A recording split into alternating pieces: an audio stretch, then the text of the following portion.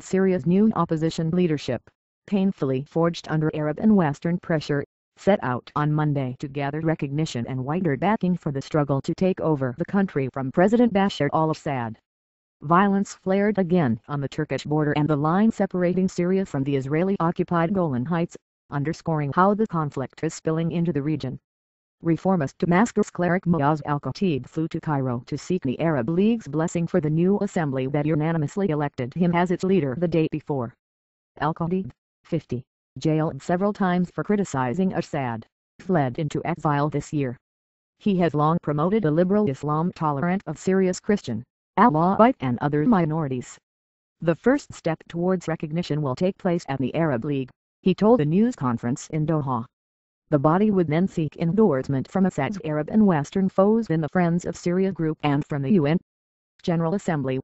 Russia, which with China has foiled UN action on Syria and views Assad's opponents as pawns of the West, urged the new body to negotiate and to reject outside meddling.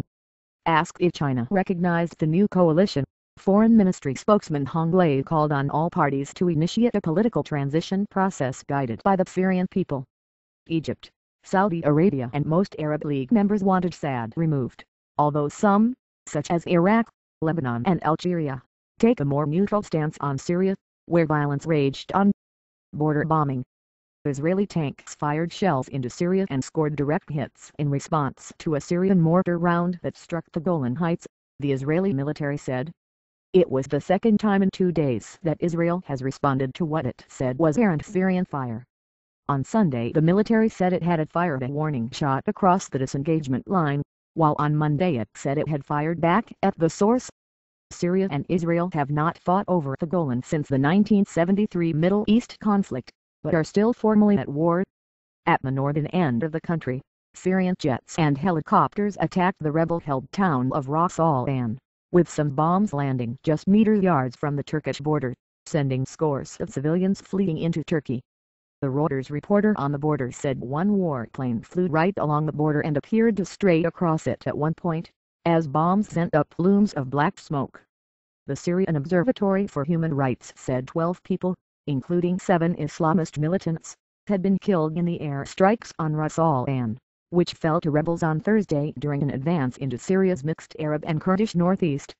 Another opposition group put the Ras al-Ain death toll at 16. The Pro-Opposition Observatory, which tracks the violence from Britain, said 140 people were killed in Syria on Sunday. More than 38,000 people have been killed since March last year. Turkey, whose border security worries were heightened by a sudden influx of 9,000 refugees within 24 hours last week, has consulted its NATO allies about possibly deploying Patriot surface-to-air missiles to deter Syria's air force.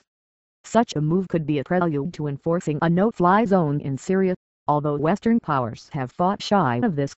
Riyad Seif, the respected Syrian dissident who proposed the new opposition body, said no such military intervention was needed.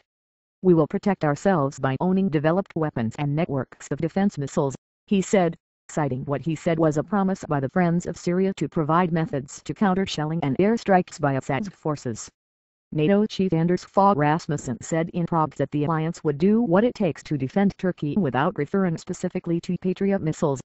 After days of wrangling in Qatar, Syrian politicians, rebels and representatives of ethnic and religious minorities finally laid aside their disputes and, under U.S. and Qatari pressure, agreed to form the Syrian National Coalition for Opposition and Revolutionary Forces, as a prelude to a government in exile.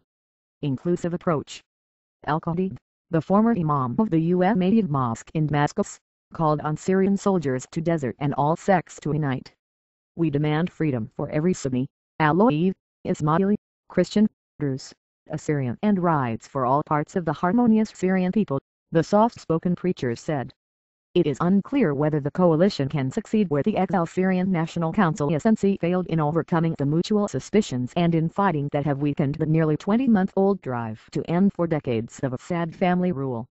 This is a significant step forward, because they finally seem to be forging a more broadly based platform that includes the SNC but without the SNC taking the lion's share, said Salman Sheikh, director of the Doha Brookings Center. He said military councils fighting inside Syria should be plugged into the new political structure as a way of encouraging coordinated international support for the uprising. "We need a unified channel of support," he said.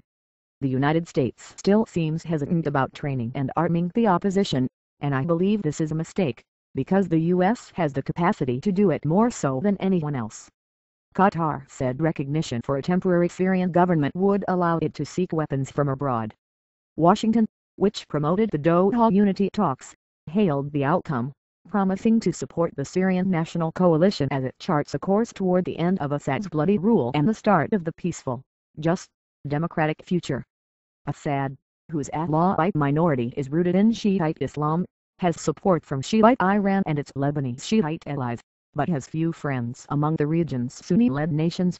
With Syria enduring a bloody military stalemate almost 20 months after peaceful protests first erupted, Assad's opponents hope the more cohesive opposition can turn the tide, win more military and diplomatic support from allies wary of the growing role of Islamist militants, some of them linked to Al-Qaeda. For the first time, there are credible multinational pledges to support the Syrian revolution, politically and logistically, said London-based Syria analyst Rima Al-Af. With the promise of real weapons, the different groups of the Free Syrian Army are more likely to regroup under a unified opposition and command, as it is to their benefit. She said success for the new opposition body could make the position of Russia and China irrelevant. Their direct support of Assad may continue, perhaps until the stakes change and they see no more benefit to holding on to a losing side.